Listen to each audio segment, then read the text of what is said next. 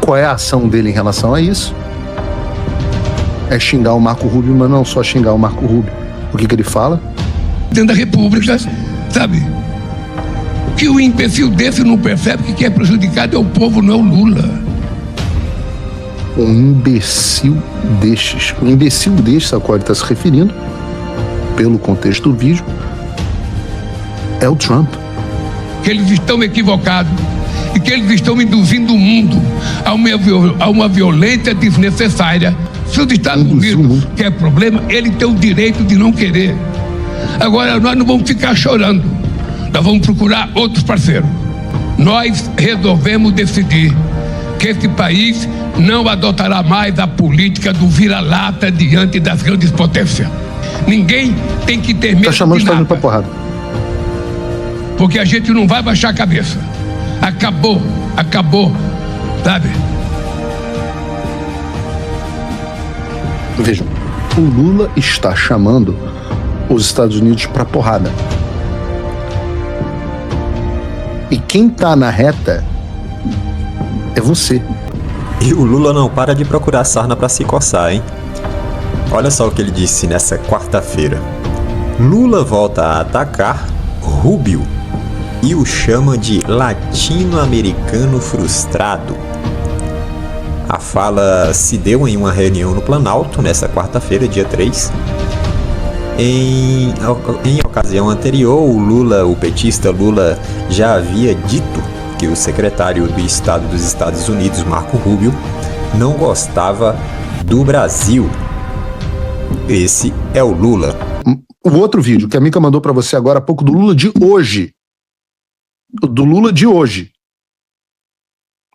Onde ele xinga o Trump de imbecil.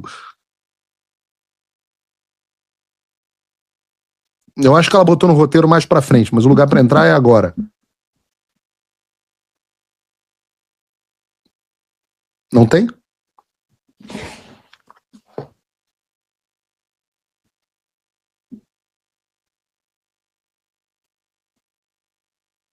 Não podemos aceitar o tratamento que os Estados Unidos... Vamos lá, presta atenção. Nós não podemos aceitar o tratamento que os Estados Unidos deu ao Brasil esta semana. Esse Marco Rubio... Desculpa a versão legendada aqui, é porque eu já fiz o vídeo chegar a quem é de direito, mas presta atenção. Esse Marco Rubio... não gosta da América Latina e muito menos do Brasil. Ele é um latino-americano frustrado, que antes dessa jogada deles... Esse país foi vítima de golpe em 1964 e naquele tempo articulado por embaixadores americanos no Brasil. Eu fui eleito pelo povo brasileiro, eles têm que respeitar o voto do povo brasileiro. E muito menos o Trump foi eleito imperador do mundo. Eu ainda vou mandar outra carta ao presidente Trump para mostrar que eles estão errados, fomentando essa briga na perspectiva de que, se ele taxar a gente, ele vai prejudicar uma candidatura a presidente da República, sabe? Que o imbecil... Olha o que ele está dizendo nessa parte. Essa parte é crítica. Ele está dizendo o seguinte: se eles taxarem a gente, eles vão prejudicar uma candidatura. De que candidatura ele está falando? Não é a dele. É a do Flávio. Entendimento do Lula, correto ou não, é que se Trump tarifa o Brasil, há um prejuízo à candidatura do Flávio. E qual é a ação dele em relação a isso? É xingar o Marco Rubio, mas não só xingar o Marco Rubio. O que ele fala? Dentro da República, sabe? Que o imbecil desse não percebe que quem é prejudicado é o povo, não é o Lula. Um imbecil destes. O imbecil destes a qual ele está se referindo, pelo contexto do vídeo, é o Trump. Que eles estão equivocados e que eles estão induzindo o mundo a uma violência desnecessária. Se os Estados Unidos quer problema, ele tem o direito de não querer. Agora, nós não vamos ficar chorando. Nós vamos procurar outros parceiros. Nós resolvemos decidir que esse país não adotará mais a política do vira-lata diante das grandes potências. Ninguém tem que ter medo Tá chamando os de Estados Unidos pra nada. porrada. Porque a gente não vai baixar a cabeça. Acabou, sabe? Vejam, o Lula está chamando os Estados Unidos pra porrada. E quem tá na reta é você.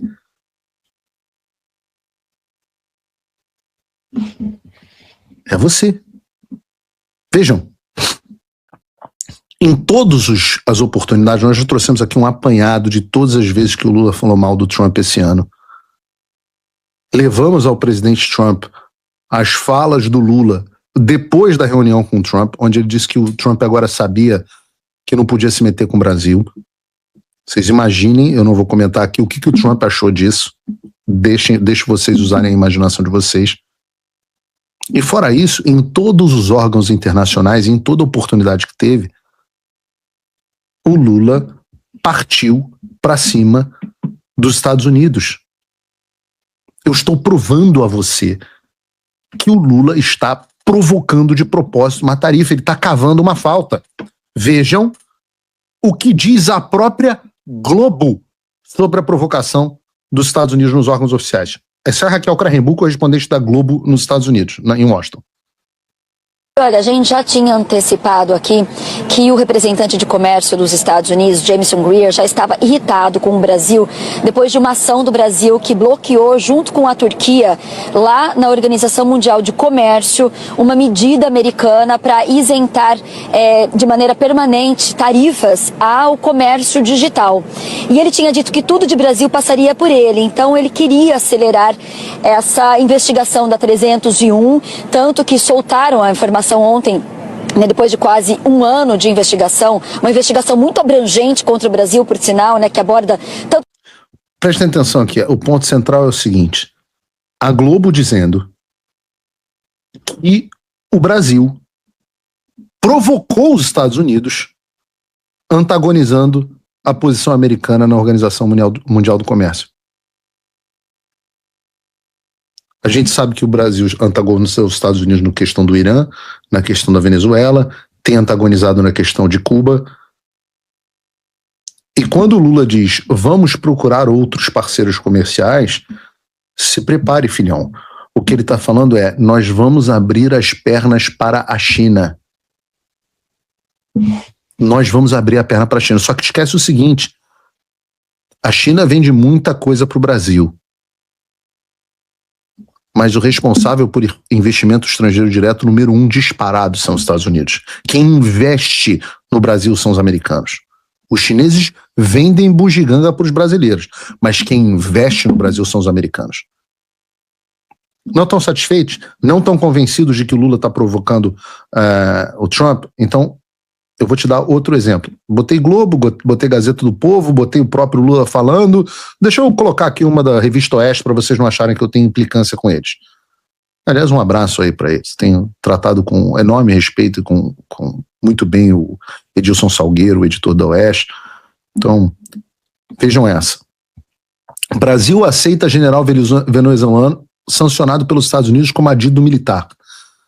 O governo Lula autorizou a atuação diplomática de oficial acusado pelos norte-americanos de repressão violenta contra opositores do chavismo.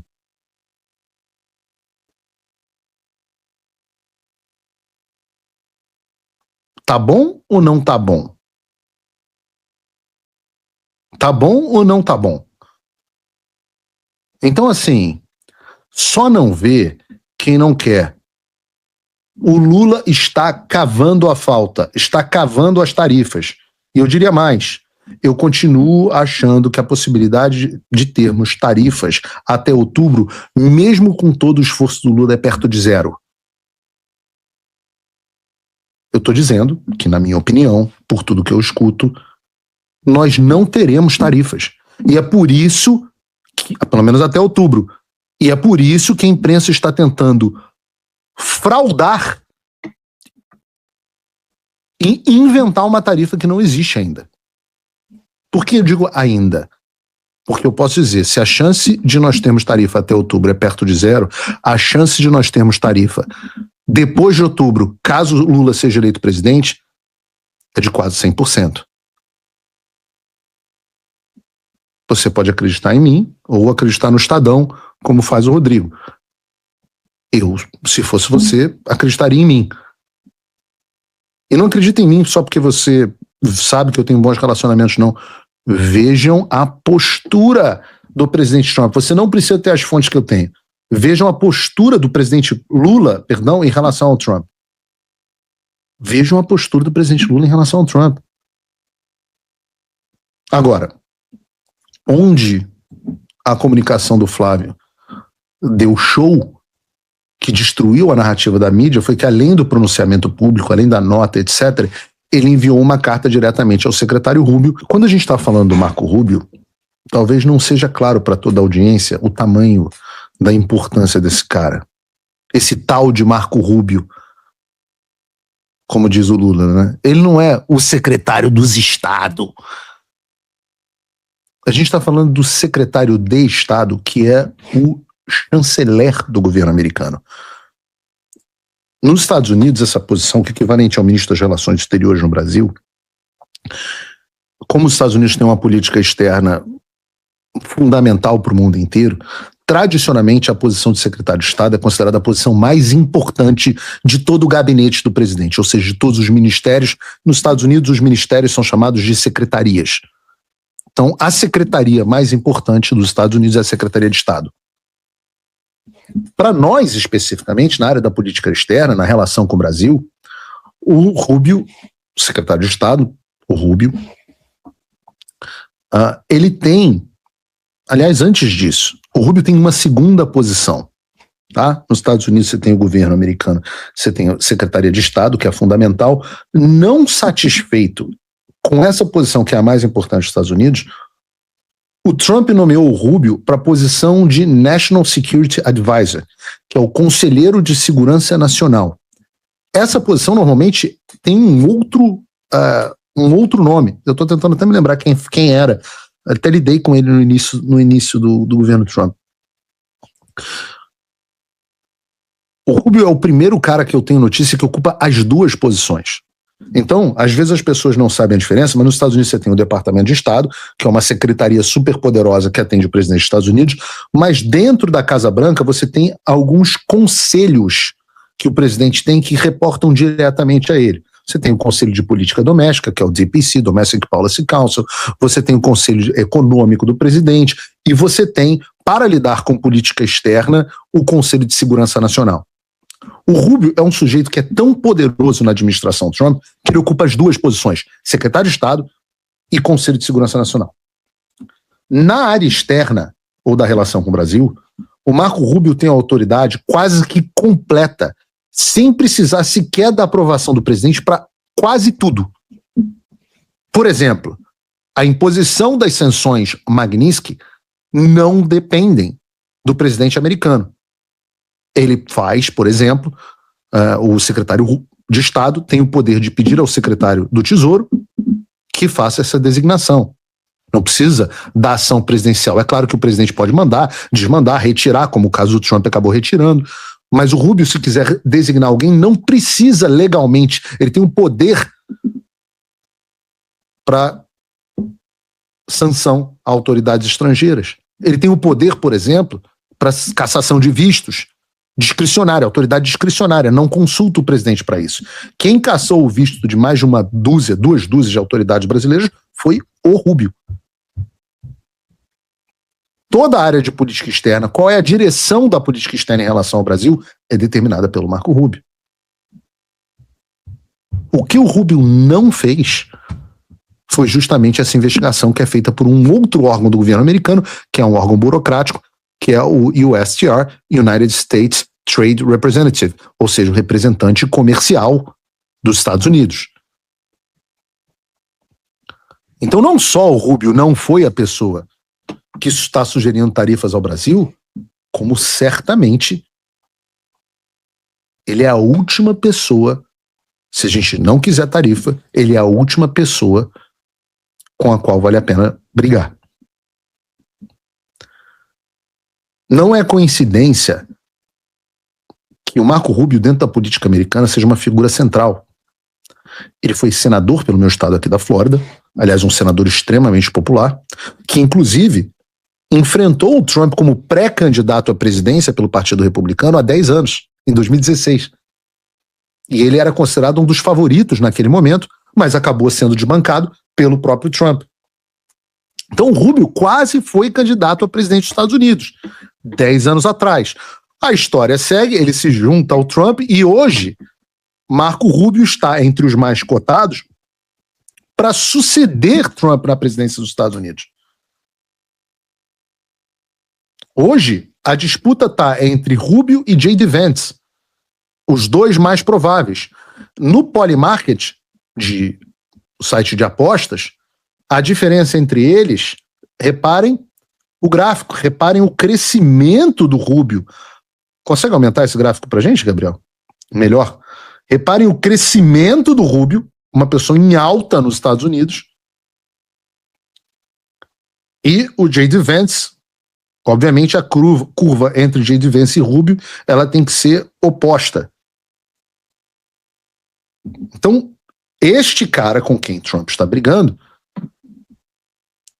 é ali meio a meio, quase divide a possibilidade de ser candidato com o J.D. Vance. Aliás, veja que coisa interessante, né? Não deixa de ser engraçado, porque na linha sucessória a gente conseguiu encontrar com essas 3 pessoas na viagem a Washington. O atual presidente dos Estados Unidos, Donald Trump, né?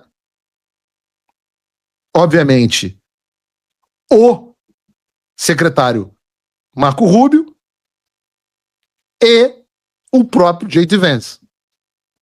Ou seja, a gente fez ali barba, cabelo e bigode.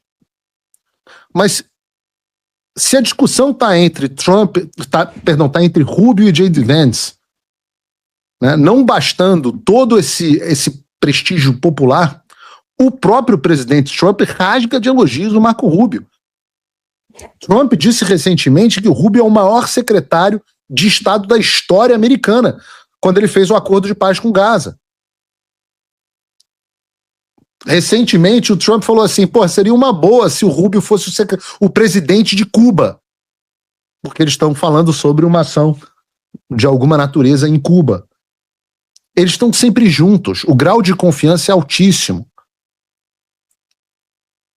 Eu vou dar de novo, bastidores aqui. Quando nós encontramos com o Rubio, nós antes tivemos uma reunião no Departamento de Estado. E como foi o Rubio que pediu a reunião, então nós sentamos antes com o Darren Beattie e com o Christopher Landau, que é o braço direito do Rubio, é o 02 no Departamento de Estado, é o segundo mais poderoso.